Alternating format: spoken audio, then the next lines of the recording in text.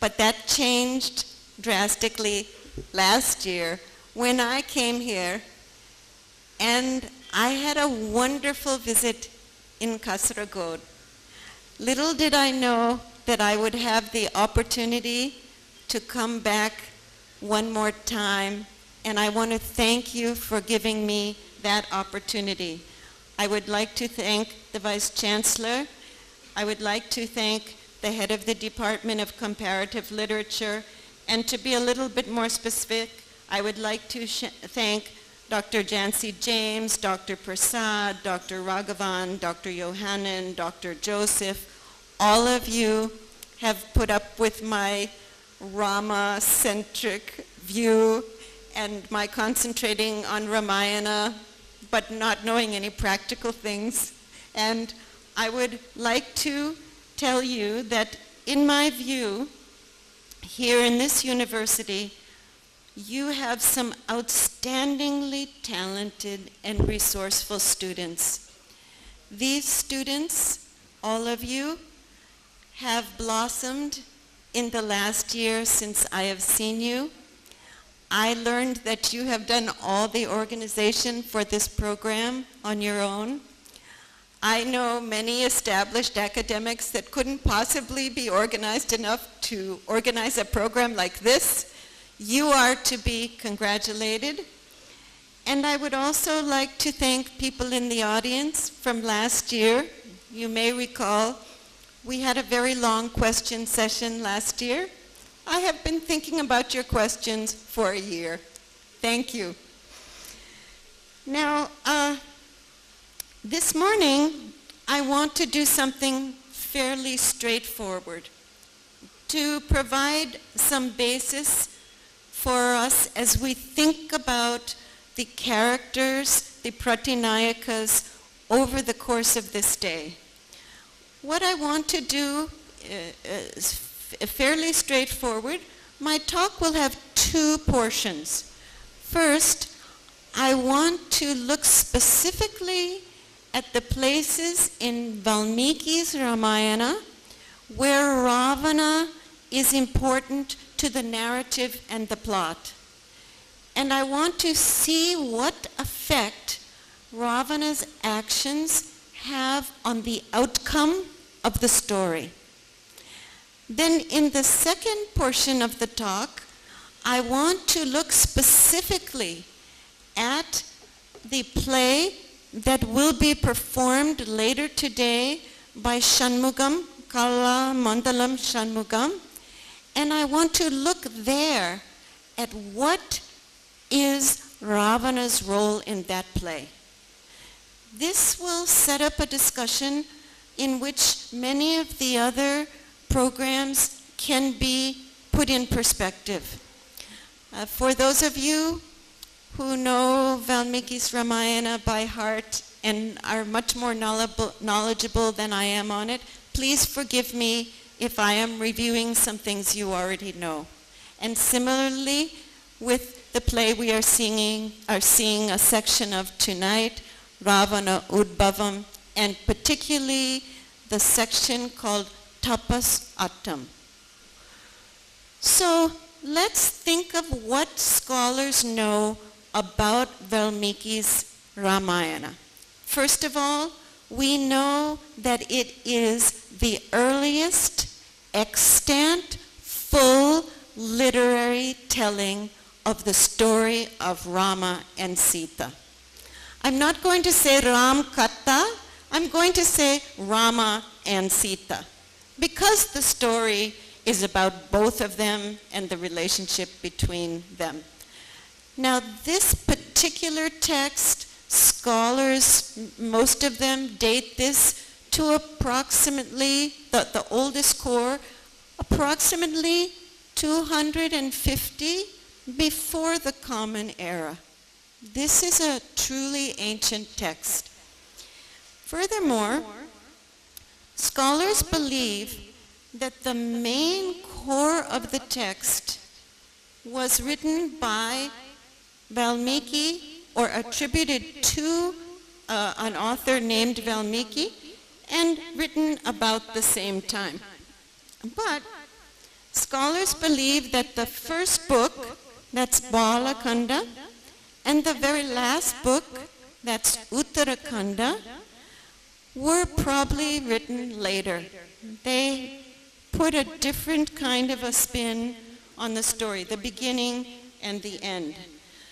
First, let's look at the main core text that is the kandas that deal with the main story. Where does Ravana appear? If you think about the story, in terms of the plot, Ravana comes into the story fairly late, because in the Balakanda you have Rama breaking the bow, marrying Sita, fighting with Parashurama. In the Ayodhya Kanda you have Rama and the struggle for the dynastic succession.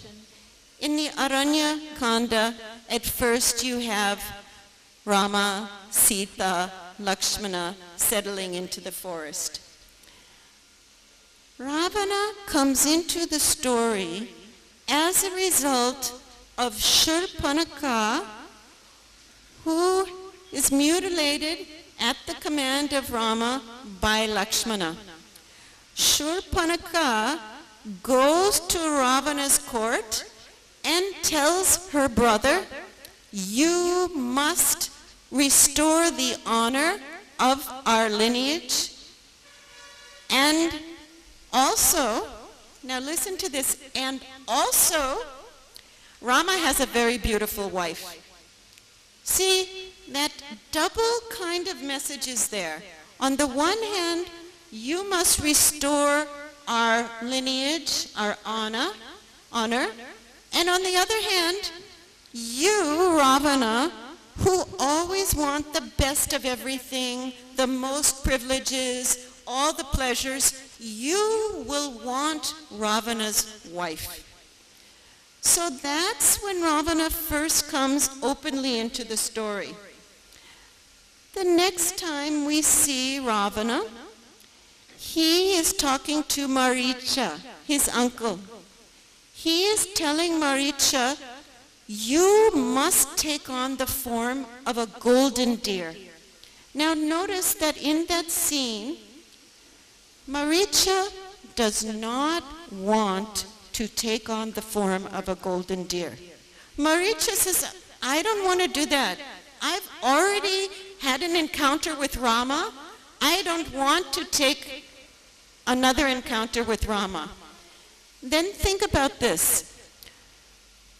Ravana says, "Either you take on the form of the golden deer, or I will kill you."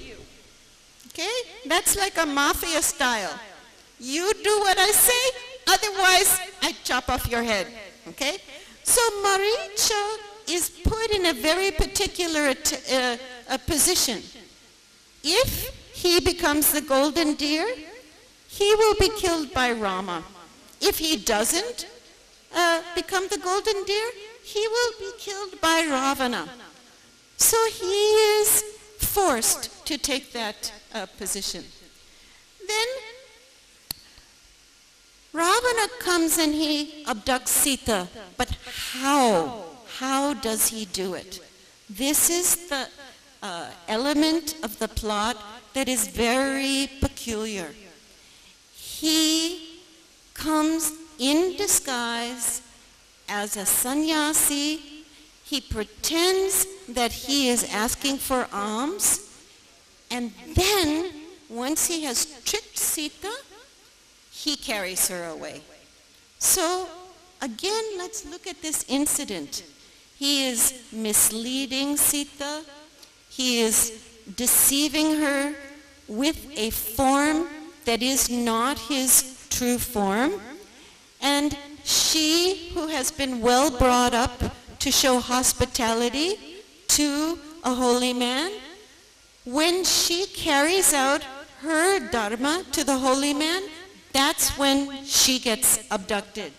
So we have that kind of pattern that he doesn't come out straight out. He doesn't confront Rama and Sita and say, "Rama, I'm going to take your wife." He arranges to lure Rama away and then steal her in a deceitful form. Then, what happens after Sita is captured and she is in the Ashoka Grove of Ravana's house? Think about that. She won't go into his palace. She'll only sit underneath that Ashoka tree. Then Ravana will come. He'll be dressed in beautiful golden clothing, and he will try to convince Sita to become his wife. How? How does he try to convince her to become his wife? He has two methods. The first method is, what can I call it? Bribery. Huh? You become my wife, and you will have all jewels. You will have so much wealth. You can be my chief queen. You can have that power. In other words, he's trying to lure her by promising her that she can have all of her desires fulfilled if she marries him. But Sita is not really interested in that. He doesn't understand. He says, poor Sita, ayyo pavam, you only have a husband who has no kingdom, no wealth. You have to live in the forest and eat roots and fruits and berries. What a sad lady. You marry me, you will live like a movie star, huh? You will get all the desires that you need. That's his first strategy. Doesn't work with her. Then his second strategy is like his strategy with Maricha. He says, I'll give you a little bit of time to think this over, and if you don't agree, I will eat you for breakfast. He says, okay? So, first bribery, and then coercion. It doesn't work. And then we see Ravana in the next role, important role that he plays, his debate with his brother Vibhishana. This is a very complicated debate. Have you thought enough about this debate? Valmiki sets up a kind of a triangle. Ravana has two important brothers, Vibhishana and Kumbhakarna. Vibhishana is Ravana's brother. We have the sense that Vibhishana is having Ravana's welfare in mind and telling him, please, please, Ravana, give Sita back. But when Ravana does not agree with Vibhishana, he leaves. He goes over to Rama's side. In some ways, he is felt by his brother Ravana to be a traitor. Then you compare that to Kumbhakarna. Kumbhakarna also believes that Ravana should not have abducted Sita. He thinks it's wrong. Kumbhakarna does not leave Ravana. He stays with him. And actually, if you think about it, Kumbhakarna has a tragic death. Why? He knows what his brother did is wrong. He knows that Ravana cannot win the war. Still, he sticks with his brother, and he goes into battle, and he loses his life.